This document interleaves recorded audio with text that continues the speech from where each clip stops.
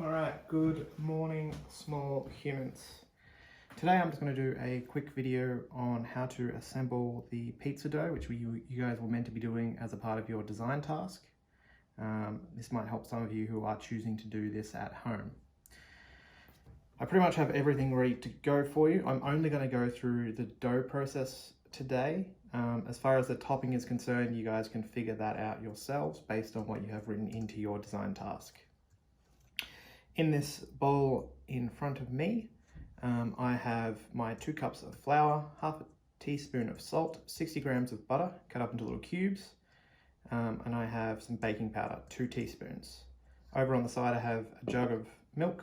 There's a little over half a cup in that jug.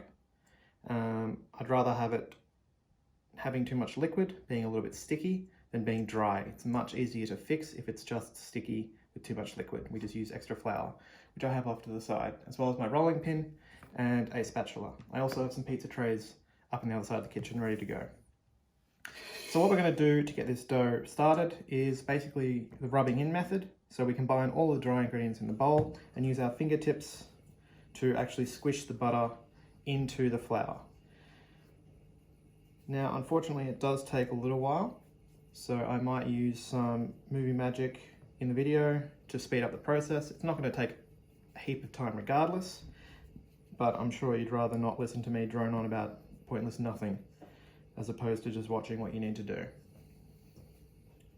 So I'm going to work on this for a few minutes and I'll add the milk, and then we'll basically roll it out on the bench and put it on the trays. But we'll see what happens between now and then.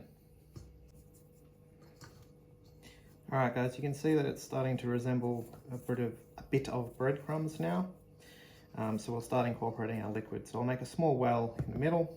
Doesn't need to be anything special. I'll be using my rubber spatula. I'll get my milk. And I'll just pour that basically straight in. Now, like I said, I've got a little bit extra in this jug and I'm just going to pour the whole lot in. Because like I said earlier, I'd much rather try and fix a dough that's a little bit too sticky, that's had too much liquid, than try and fix one that's dry. Just easier to work with in the long run.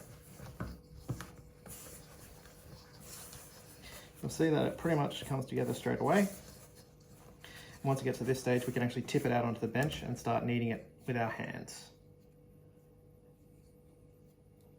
Get the excess off your spatula.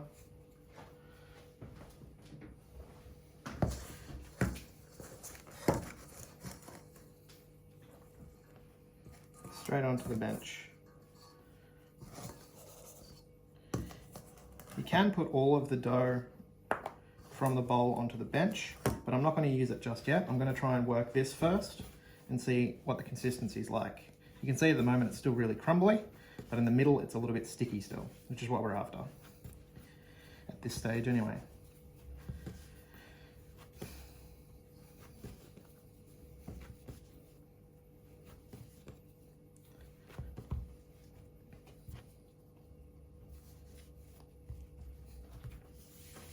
So you can use the dough to just pick up all those crumbs.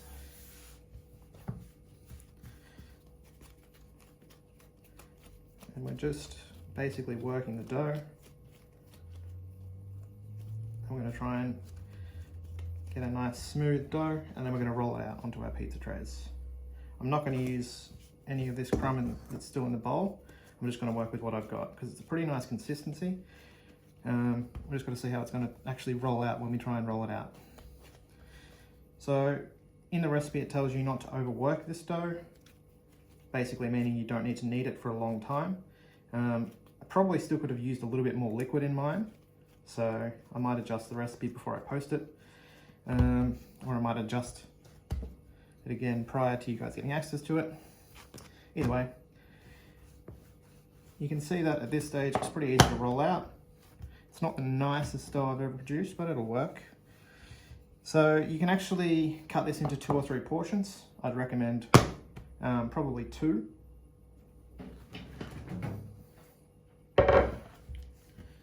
So I'll form it back up into a ball and then I'll cut it in half because I do have 2 pizza trays behind me that I want to use. This recipe was designed for you guys to share. So you could either make 2 smallish pizzas or 1 large pizza on the trays we have at school. This one will probably make basically one full-size tray, but it's up to you what you do with it.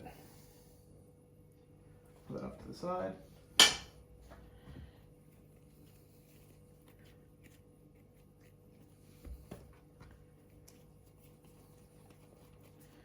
So just form it up into approximately a round shape, and then we're going to start rolling it out. If it's really sticky, use a little bit of excess flour and just put it onto your rolling pin or onto your board as required. You can just do this straight on the bench if you want, it's entirely up to you. Now getting them to stay in a round shape is where the difficulty lies when it comes to making a pizza. It's all to do with adjusting the amount of pressure that you apply to the rolling pin as you're rolling it out. So you want to try and make it nice and even. So you need to adjust the pressure that you're placing on the rolling pin and on the dough as you work the dough.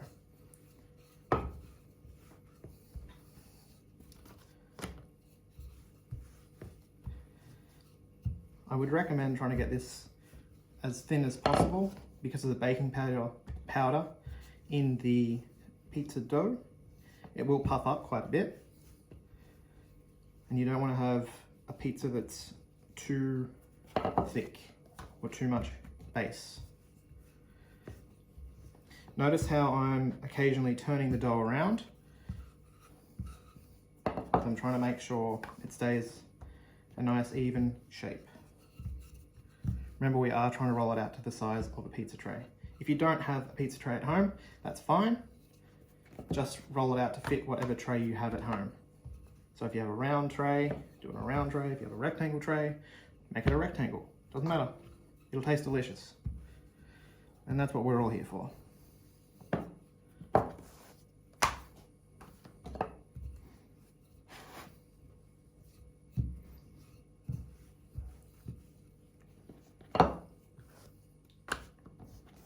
Keep moving it around, slowly stretching it out, little by little.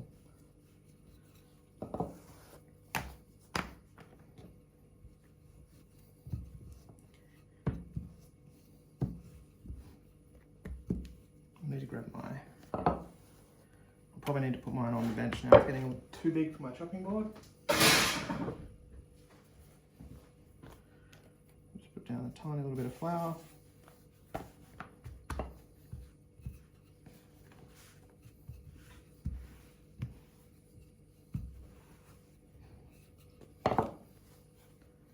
Again, just keep moving it. I know it's a little bit tedious, but the rewards will pay off shortly when you have a nice, even pizza base. There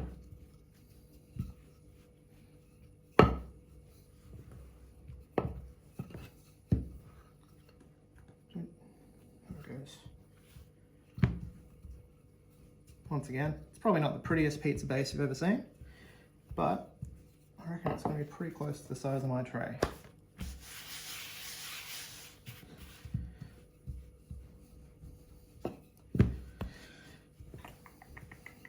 Let's see how I went, shall we?